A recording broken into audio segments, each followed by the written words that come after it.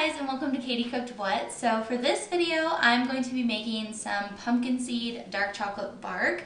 I don't know if anybody else knows what I'm talking about, but you can buy these things in store. They're called bark thin. Basically, it's just dark chocolate and bark with different kind of nuts or seeds in it.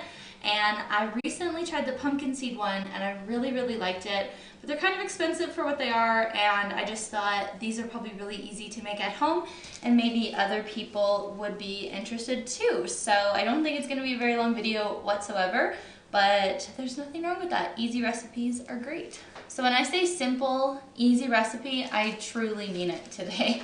All that we need: pumpkin seeds, some dark chocolate of your choice, and you're gonna want some sea salt. Okay, so the first thing that you're gonna wanna do is melt your chocolate. And there's a few different ways that you can do this. This is the way that I do it. Feel free to use it. It's not the best method, but it works. And I'll explain why I do it this way. So if you have a double boiler, obviously you can use that. You can melt chocolate in the microwave as well. Just make sure that you do it in increments so that it doesn't burn. I like doing it this way because I feel like the chocolate just melts very evenly. I'm not really worried about it burning. I can constantly be stirring it, so I prefer this to the microwave, but like I said, whatever you prefer. Okay, so now that my water is heating up, and again, you don't want it to be full-on boiling or anything. It's gonna cause a huge mess. Just warm and warm enough to melt the chocolate. You can adjust the temperature as needed. Everyone's oven is a little bit different. So I'm just gonna start with 1 bar, because like I said, I don't wanna make too much. And I also want the pumpkin seeds to be more of like the priority in the recipe and what you taste more. So I don't want too much chocolate. And this part is nice and easy. You just get to watch the chocolate melt, push it around, and this is melting pretty quickly, like almost immediately after I put it into the bowl. So I'm gonna leave it at this temperature. Again, adjust as needed, and if anything crazy starts happening, just turn off the burner. I know that there's probably a lot of people that are laughing at me for this setup here, but it works so good, and I've been doing this for years. This stuff like this is exactly why I always tell you that I am not a professional by any means.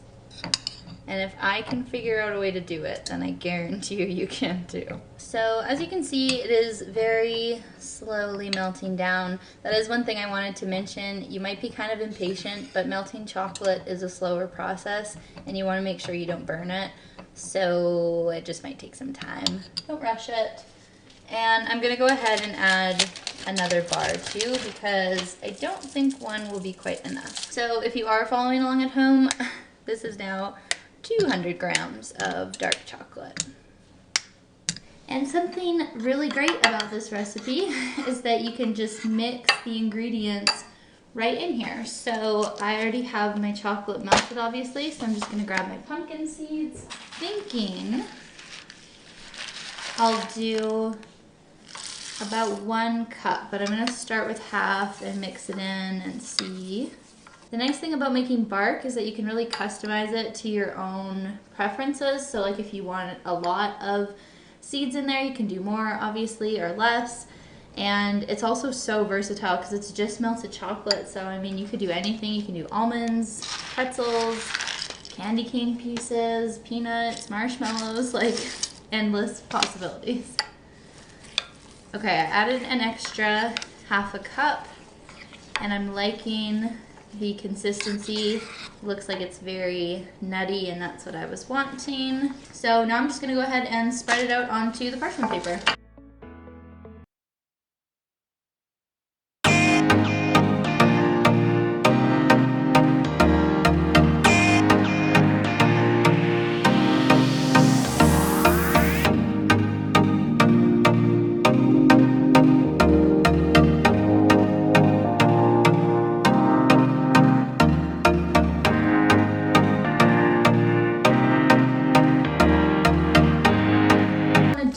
Just add a little bit of sea salt on top. The pumpkin seeds are already lightly salted, but just a little sea salt with chocolate is very good. So I'm just gonna sprinkle a tiny bit on.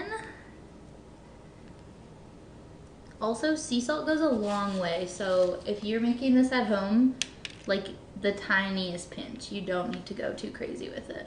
I'm just gonna go ahead and put this in the freezer to set and cool. Okay, so it's been about an hour now and my bark is out of the freezer and it's set. So I'm just gonna break off a piece and try it because I'm very curious what it's gonna taste like. My oven's ready. It's really good. Honestly,